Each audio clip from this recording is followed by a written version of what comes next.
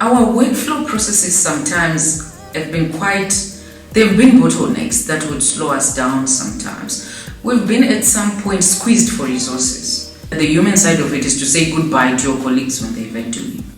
And I've seen some leave.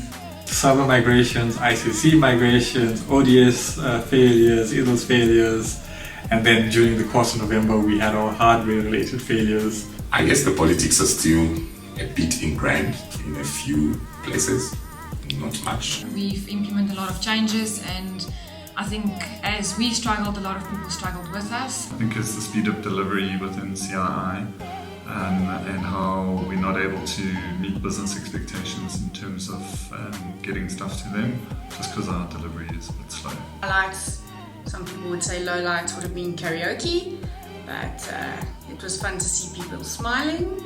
Future Fit, many of us didn't know what it was all about until obviously it was explained to us what the requirement was and what the ask from the business was. I think it was a lot because obviously just like any other change that comes into the business, you don't know what you don't know. Some of them have been troubleshooting channel launches, source system errors, server upgrades, dropping columns in key tables, but my team has come together and solved all of these problems that have been thrown our way. So I'd like to mention some people's names. So Fana, Val, Dasigan, Ziad, Cornelius, Ridwan, Lionel, Lorato, Tompo, Alice, Catherine, Musiwa, Trust. 3 or 4 people who had resigned, and there was a pile of work that I needed to take over with minimal handover because of the complexity of the structure of the business. Being in that transition period, it's both exciting and scary at the same time. Witnessed virtual teaming, and a lot of our capacity as data scientists has gone in doing a lot of operational stuff and support and all that. Although enjoyable and growth is there, but we're looking forward to do more strategic and analytics initiatives in the coming fiscal. Because we've lost a lot of people in the team. We've lost our head, we lost our, how many? Like 4 colleagues, because we do a lot of operational stuff because of not having systems that allow. We got blamed for a lot of campaign extracts. Seeing people leaving, we have lost so many colleagues. Some of the Future Fit communication has been ambiguous, so I'll find out that at the end of it I'm left unclear of what is going on. I think not being able to see our customer aggregated record. We experienced the passing on of Martin. I had a chance to work with him in business enablement.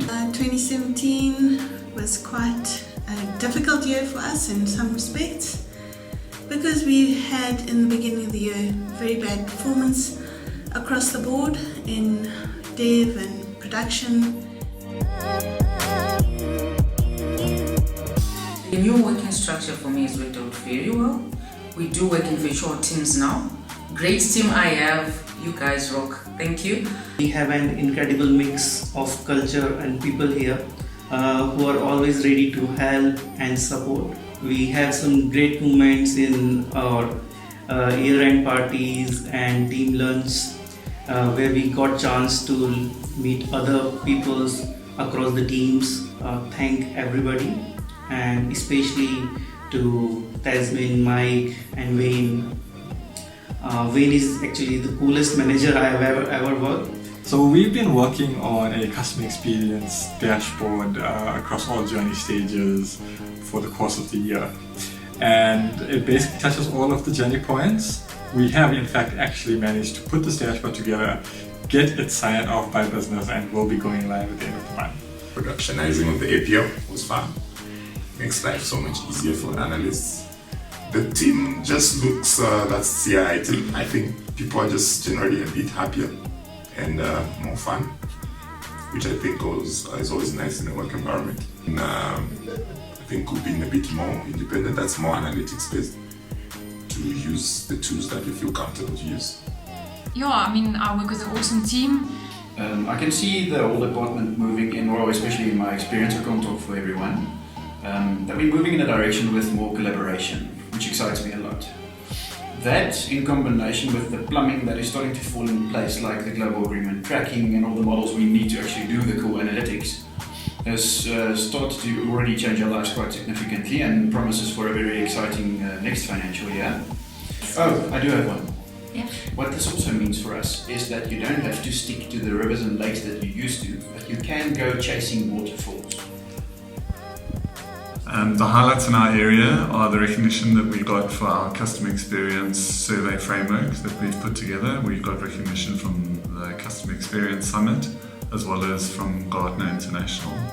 Well, despite having a Wi-Fi and VPN operating ratio of about 32%, we still managed to publish, as of today, 64 workbooks with 223 views, which I think is quite cool. So that's kind of a main achievement of this year. Well done, guys.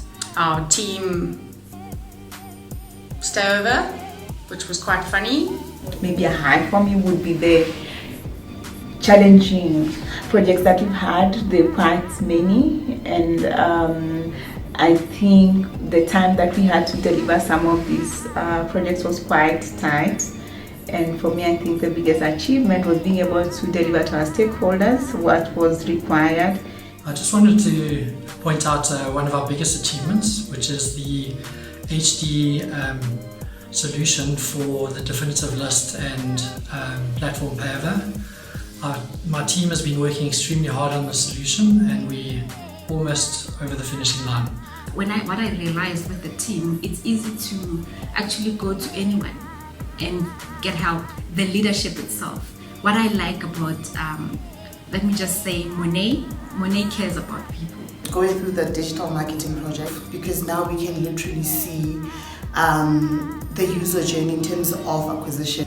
We continued our drive to develop business and collaboration solutions for NASPAS and its subsidiary companies.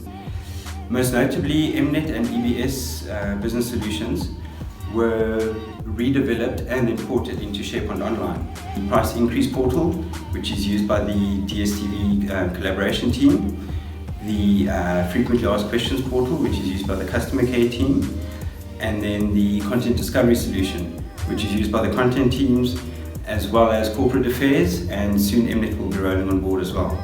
I think we also need to acknowledge a few achievements this year.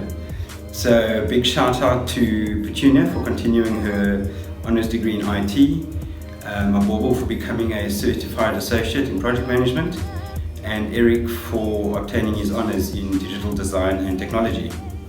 I was also fortunate enough to be selected to present at the Share Conference 2017 in Johannesburg. Combining with the rest of the CII team was quite an awesome experience for me. Having a good presentation on the Welcome Service project. Our retention dashboards, our beautiful retention dashboards. We did like over 50 dashboards. Took a while to get it out, but we got there. We've done that, which turned out to be a real that. The lifestyle segmentation. So that was a very, very exciting project, and it's been widely adopted throughout the business, which is so nice to see. So people are using it all the time, and we're really seeing the fruits of the project coming to life, which is awesome. And the only woman developer in CII, we have managed to put our DDM project into the EDW production. Joining the team and team building. New stuff for me there, doing MDM, seeing that implementation on a customer level, employee level. There was some interesting stuff. Dave is now much better and easy to use. Prod is working nicely.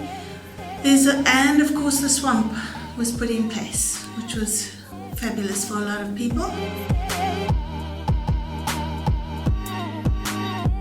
Funny story, I think team building is always a fun story for me. No matter what people say, I love it.